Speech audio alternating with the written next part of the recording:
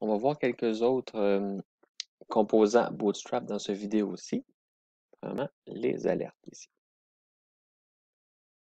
Je fais une vidéo qui en englobe plusieurs parce que c'est des composants plus simples que le carrousel. Ça ici, vous avez une alerte, une belle boîte ici d'une certaine couleur. C'est les couleurs de votre site, avec primary, secondary, succès, danger, warning, info, light, dark.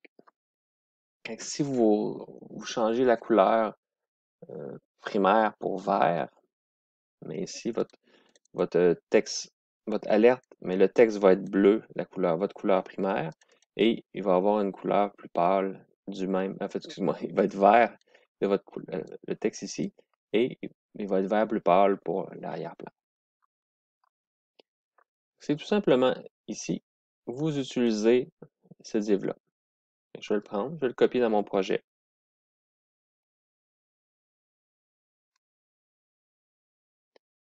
Je vous affiche mon site.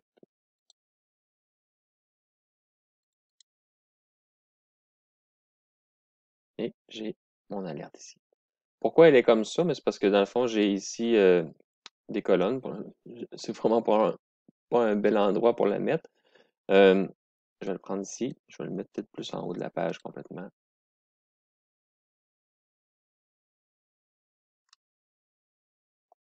C'est le même concept, c'est juste la position qu'on veut. Si vous ne voulez pas les coins ronds, mais ça va être des classes utilitaires qu'on va voir plus tard, qu'on peut rajouter sur nos éléments. Mais par défaut, c'est le style ici. Là, vous voyez que c'est vert, mais c'est parce que ma couleur primaire à moi, c'est vert. La couleur principale, en fait, de mon site, c'est vert, avec des accents de la couleur secondary. Et ça ici, une petite chose qui est importante ici, mais c'est l'aspect rôle. C'est quoi rôle? C'est pour de l'accessibilité. À quoi ça sert ce petit bout-là? C'est une alerte. Quand vous faites du HTML, vous utilisez VS Code, vous allez voir que role, on peut l'utiliser à plusieurs choses. On voit qu'il y en a vraiment plusieurs. Vous avez search, quelque part là-dedans. Search ici, search box. Je ne sais pas c'est quoi la différence entre les deux. Il doit y en avoir une si on fait ça. Ça va pour donner le rôle, dans le fond, c'est quoi le but d'un certain aspect, d'une certaine balise. Parce que un div, ça donne pas de sens. Div, c'est pour division. C'est comme plus une division c'est une balise qui est générique, comme le span. En lui mettant ici le rôle alerte, ça vient lui donner un sens un petit peu. Alors qu'ici, on peut dire, ah, mais tu as mis des divs, pourquoi tu n'as pas de rôle? Ici, c'est des divs vraiment plus pour organiser ma page, qui me permet de créer mes colonnes, puis créer mes rangées Bootstrap. Ça ici. C'est ça pour l'alerte. Vous voyez que c'était pas nécessairement. Je vais fermer ça. Ici. Les badges, on n'en a pas besoin. Mais vous voyez ici qu'il y a des classes qu'on peut rajouter aussi. Puis encore là, badge secondary, mais ça va être aux couleurs secondaires. Vous pouvez faire badge primary. Vous pouvez avoir des effets comme ça ici aussi. Ouais. Je crée un bouton. Pourquoi j'arrête ce genre de choses-là? Mais justement pour, par exemple, notification, un chiffre. Vous avez 4 notifications. Le 4, mais ce ne sera pas statique. Ça va être soit généré par du JavaScript ou soit, excusez-moi, ou soit généré du côté serveur et poussé chez le client. Vous avez différents exemples. Si vous voulez vous les ronds, on rajoute badge pill. J'en parle pas plus, puis je ferai pas d'exemple non plus parce que c'est pas demandé dans le travail. Breadcrumb, qui est notre fil d'Ariane, qui permet de savoir où je suis dans mon site. Absolument, le fil d'Ariane, mais devrait être dans le contenu ici. Ou du moins un emplacement qui fait du sens, pas nécessairement dans le menu ou pas ni en haut. Fait qu'ici, ça aurait du sens. Si j'en voulais un, je le mettrais juste, par exemple, en haut, ici, breadcrumb. Juste en haut de breadcrumb, j'aurais pu mettre un breadcrumb. Fil d'Ariane qui vient de la mythologie. Dans le fond, c'est quelqu'un, je pense, qui se battait contre une araignée puis qui a utilisé un fil pour sortir d'un donjon. En anglais, c'est breadcrumb pour le petit pousset qui met des petites graines par terre pour retrouver son chemin.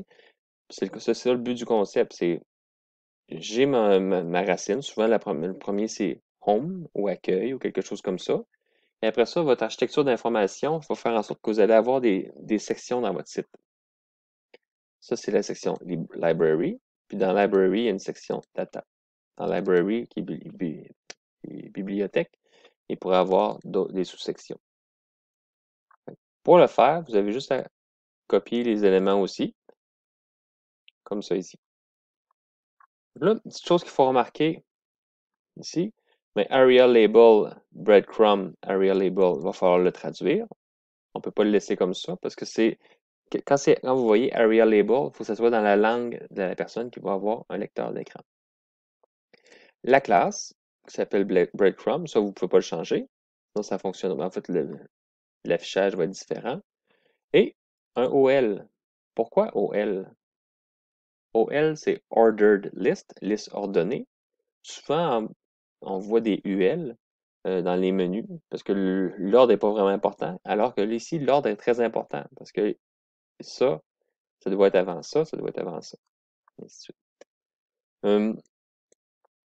Vous voyez que c'est pas nécessairement complexe. Je copie ça ici, je modifie en fonction de mes besoins pour chacune des pages. Si j'ai un site statique, mais c'est plate parce qu'il faut que je le fasse à chaque page, puis que je le copie le code, je fasse les modifications. Si j'ai un site qui est dynamique avec du code côté serveur, mais ça va pouvoir en fait générer, se faire automatiquement. Ici.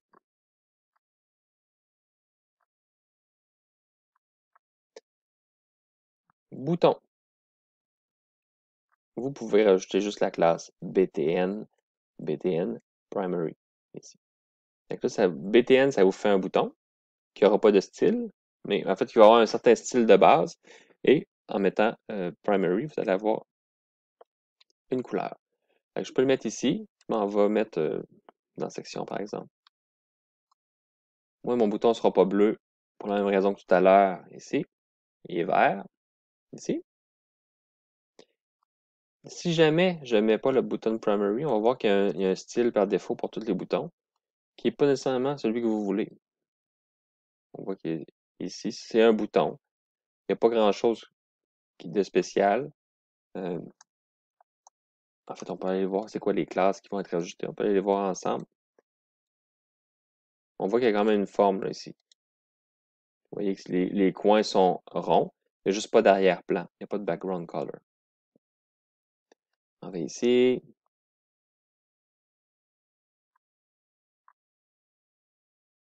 Avec la classe BTN à toutes ces choses-là.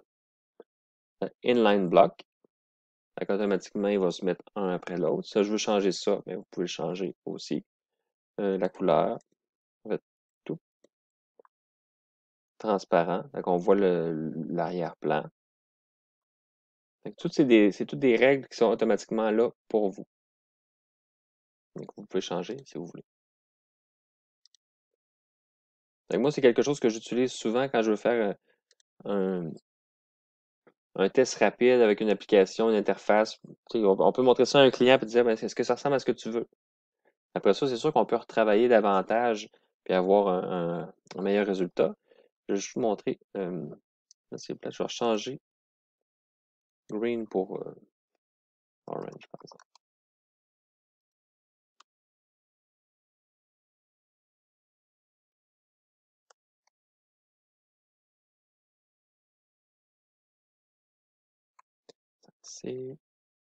On voit que mes couleurs ont changé. Donc là, ça joue un petit peu moins, dans le fond, le bleu, le vert foncé avec le bleu que l'orange avec le bleu. Encore là, c'est pas beau. Le but, c'est pas que ce soit beau pour l'instant, c'est juste pour vous montrer qu'automatiquement, il y a certains styles qui sont appliqués. C'est possible d'avoir des styles de boutons comme ça aussi. Si c'est plus ce qui vous intéresse, c'est que le fond est transparent. Puis il va y avoir une bordure qui va se faire automatiquement. C'est possible de mettre BTN large pour avoir des boutons un petit peu plus gros. Ou BTN small, BTN-SM pour avoir des boutons plus petits. Donc, comme ça ici, il y a plein de choses vraiment qu'on peut faire ici. C'est possible de désactiver les boutons. en mettant le disable, mais ça change pas grand-chose. Quand on va commencer à faire du JavaScript, on va activer et désactiver des contrôles nous-mêmes en ajoutant le disable. C'est, j'embarque pas nécessairement dans tout. Ici, switch toggle, il ne permet pas de le faire. En tout cas, on va revenir. Il y a un autre emplacement dans la documentation qui est un toggle qui nous permet d'ouvrir et de fermer comme un petit peu des tiroirs ou un accordéon.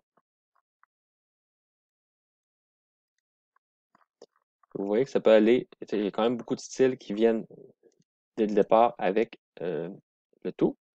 Button group, si j'ai des boutons que je veux rassembler ensemble, comme ça ici, on voit que ceux des barres ils sont arrondis.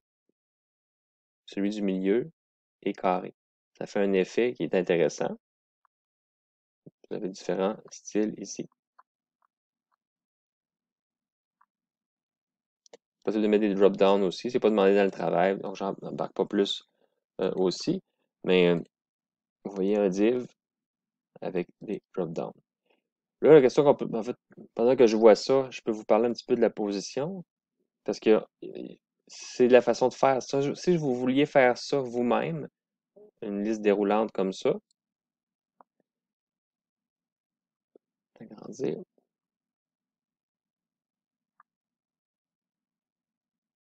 Mais ça prend un position absolute. Là, ici, je ne sais pas pourquoi il est barré là, mais on le voit qu'il est ici. Ici. Donc, position absolute. Ça vous permet d'avoir du contenu par-dessus d'autres contenus. C'est la façon de faire, soit position absolute ou soit position relative, qui vous permet de déplacer en fait le contenu. Le contenu sort un petit peu du. Mais en fait, position absolute, le contenu sort vraiment du flux standard des éléments de la page HTML. Pour les position relative, il reste au même endroit qu'il était supposé d'être, mais vous pouvez le déplacer par-dessus les autres items. Ça ici. Là, on voit ici des boutons qui sont un au-dessus de l'autre. Les cartes. Ça va être le dernier élément que je vais voir dans cette vidéo-ci. Les cartes, en utilisant ce style ici, automatiquement, vous allez avoir ce que vous avez ici. C'est intéressant. Donc, on a une image d'une certaine grosseur. On a un titre, du texte et un bouton. Il ne faut juste pas oublier que quand vous copiez, mais on voit ici SRC, mais c'est le SRC de la source de votre image. Le reste go somewhere, mais ça doit tout être changé. Ça, vous n'avez pas d'inquiétude à avoir par rapport à ça. Le H5, c'est à vous de voir si c'est peut-être H4 ou H3 que vous êtes rendu dans votre structure. Ça va fonctionner quand même. Il y a différents types de cartes, dépendant de ce que vous voulez. Celle qui m'intéresse pour le travail, mais c'est celle qui est en haut ici. Il y a juste une petite différence que je vais parler tout de suite. C'est que je veux qu'il y ait un stretch link. Je veux que le lien, ce soit la carte au complet qui soit cliquable. Ça se fait assez facilement avec Bootstrap. Je vais chercher ici.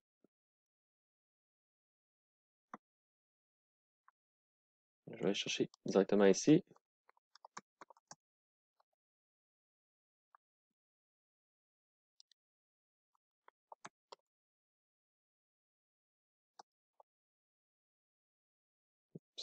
Je vais écrire comme du monde. Je le cherchais, mais j'étais pas dans la bonne version. On voit ici, there's a newer version of Bootstrap 4. Je vais aller là. Désolé, je n'étais pas sur le bon. Je sais pas pourquoi. 4.6.x.